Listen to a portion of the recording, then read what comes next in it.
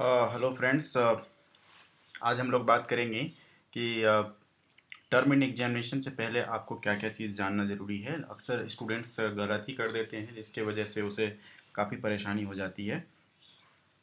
तो जैसा कि पहले ही वीडियो में मैंने बताया था आप लोगों को कि अर्धवार्षिक परीक्षा या वार्षिक परीक्षा, ये दो तरह की परीक्षाएं होती है, जिसे सेमेस्टर बेस्ड और एनुअल कहते हैं।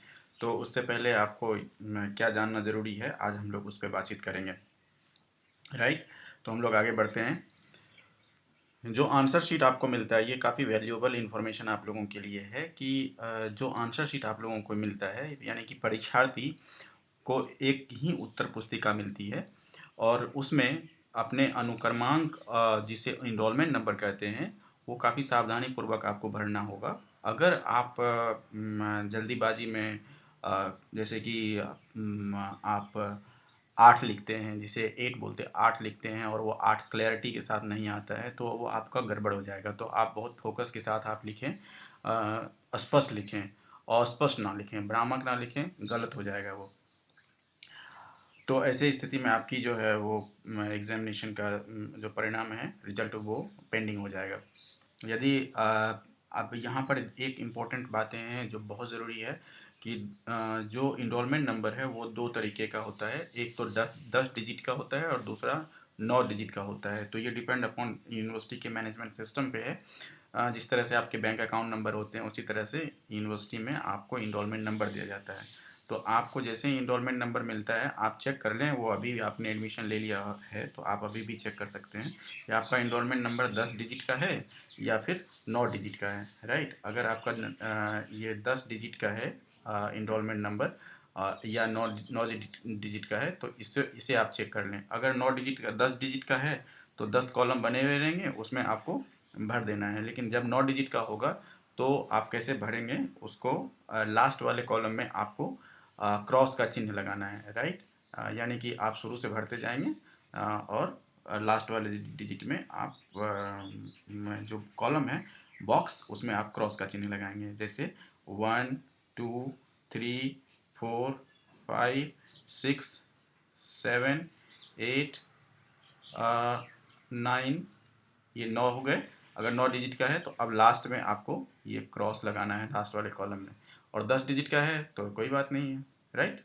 तो इस तरीके से आपको भरना है और साथ ही साथ परीक्षा का जो केंद्र है, यानी कि जो आपका एग्जामिनेशन कोड है, राइट, एग्जामिनेशन सेंटर कोड, वो भी आपको इसी तरीके से भरना है। Right.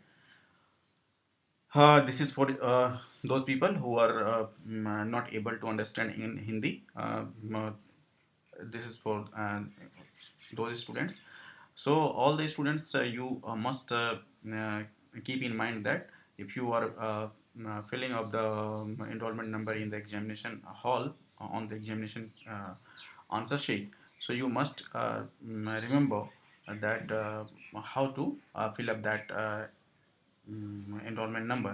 If you have a 10 digit enrollment number, then that is okay. If you have a 9 digit enrollment number, then you must enter uh, mm, cross cross in the last column, right, as I mentioned earlier. But next, in the next slide, you will get the complete detail. Don't fill zero, right. जैसे कि those students who, these are the columns, uh, boxes, like this: 2 3 4 5 6 7 8 9 and 10. So don't fill a zero if you have a 9 digit number. So don't fill zero here to fill all these things, right. Mathematics, according to mathematics, that is okay, correct, but here mathematics rule is not applicable. Here the instruction applicable. So you have to fill from here to here, and then here the cross, right. See the example, right.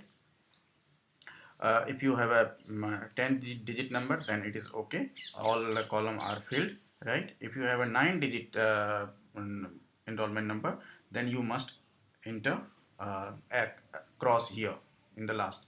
Don't put a zero here, right, zero here, right. So this is the wrong. So this is what exactly you must know about this thing.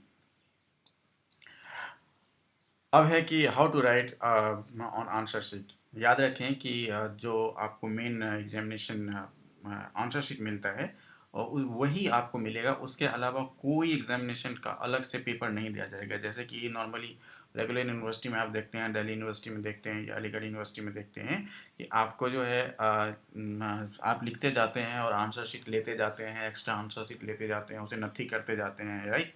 You are attaching all this extra answer sheet and you are filling all this form paper, right. वो that thing is not possible here. Here you will get the answer sheet, and that is called main answer sheet, and no supplementary answer sheet will be given. All right, so you must remember that main answer sheet, you will get the main answer sheet and no supplementary answer sheet will be provided to you. Therefore, candidates should write in each line and not leave the blank pages, right? Remember, सो आपको यहाँ पर ये ध्यान रखना पड़ेगा कि आपको extra answer sheet नहीं दी जाएगी, आपको उसी में लिखना है। इसीलिए एक लाइन छोड़ के अगर आपको लिखना चाहते हैं तो आप देख लीजिए कि आपके पास कितना आंसर है लिखने के लिए, और इसीलिए आप मैक्सिमम आंसर शीट का यूज करें, खाली ना छोड़ें, हर लाइन में लिखें, राइट।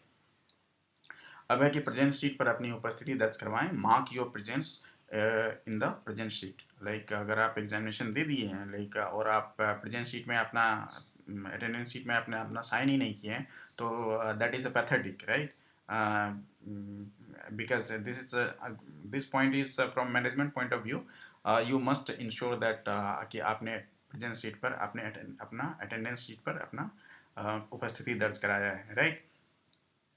और एक और भी बात है कि परीक्षा के दौरान प्रेजेंट शीट पर अपने नाम और अनुक्रमांक के सामने निर्धारित अपना ये भी चेक करें कि आपका जो इनरोलमेंट नंबर है वो सही सही उस पर लिखा हुआ है या नहीं है, जिसके आगे में आपको साइन करना है। यदि किसी परीक्षार्थी द्वारा निर्धारित कॉलम के अतिरिक्त अन्य कहीं हस्ताक्षर किया गया यानी सिग्नेचर किया जाता है अथवा हस्ताक्षर नहीं किया जाता है तो ऐसी स्थिति में उसे अनुपस्थित मान लिया जाएगा। तो ये जो है ना उसकी एब्सेंट मान ली जाएगी अगर ऐसा होता है तो, यानी आपका जो इनरोलमेंट नंबर है वो होना चाहिए, उसके आगे में नाम या नाम के आगे में, इसके आगे में आपकी जो है सिग्नेचर होनी चाहिए, right. So please sign on the attendance sheet during the examination in the prescribed column in front of your name and enrollment number, right. In case candidate has not signed or not signed in anywhere, then in the prescribed column he or she will not be treated as he will be treated as absent, right. अब है present sheet पर जो आपके invigilator होते हैं, examination का जो invigilator होते हैं उनके पास जो आंसर शीट होता है, तो आप जब आंसर शीट लिख लेते हैं तो उसको आप सबमिट करने से पहले ये आप इंश्योर कर लें कि जहाँ जहाँ पर साइन करना था, राइट, अपना अपना साइन किया हुआ है या नहीं, और जो आपके रूम में एग्जामिनेशन इन्विजिलेटर हैं उनका सिग्नेचर है या नहीं, और परीक्षा जो एग्जामिनेशन सेंटर है उसकी मोहर लगी है नहीं। हो सकता है कि ये आपको ना दिखे, लेकिन जब आप पेज देखेंगे वो एग्जामिनेशन का पेज, तो यहाँ पर लास्ट में स्टैंप लगी रहती है या फिर कहीं पर भी स्टैंप लगी रहती है, वो दिख जाएगा आपको, और इन्विजिलेटर का भी साइन यहीं कहीं होता है, right. So remember that thing. So before submitting the answer sheet to the invigilator, the candidate should check that his or her signature, the invigilator's signature and examination center stamp is affixed at the designated place, okay. So you must check your exam centre, right.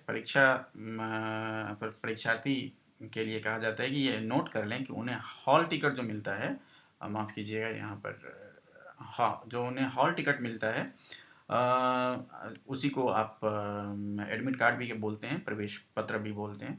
जो परीक्षा केंद्र, उस पर जो परीक्षा केंद्र लिखा है यानी कि जो एग्जामिनेशन सेंटर लिखा हुआ है, और उसके अलावा किसी अन्य परीक्षा केंद्र पर आपको परीक्षा देने की अनुमति नहीं दी जाएगी, राइट। तो यू मस्ट रिमेंबर, राइट, जो भी आप अभी डाउनलोड करते हैं तो या तो वो आपको बेसिकली उसी सेंटर पे जाना है। तो examination should note that they shall not be allowed to appear at any other examination center except the when you mention in the admit card or hall ticket, right? Hall ticket must remember, right? So what is prohibited in this?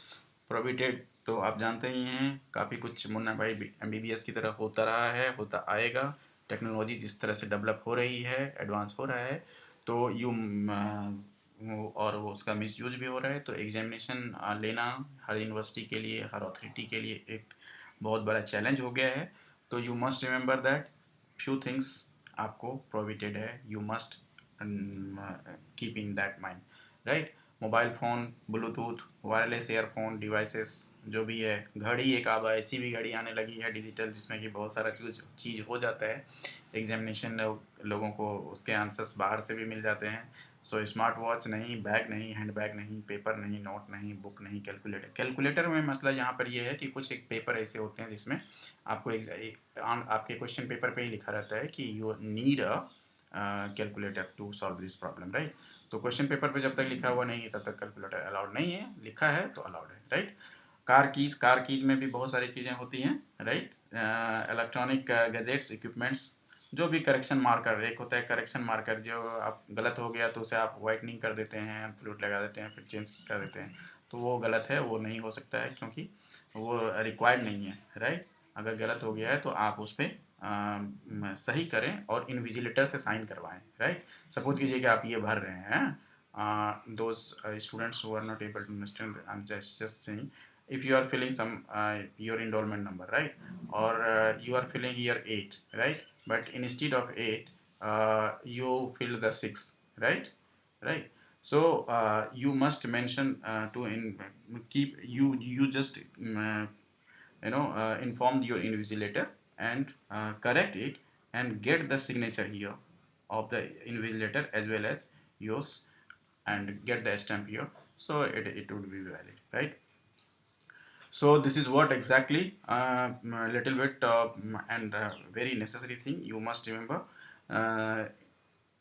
सबसे ज़्यादा जो ज़रूरी है वो ये है, आपके 10 digit और 9 डिजिट का इंफॉर्मेशन।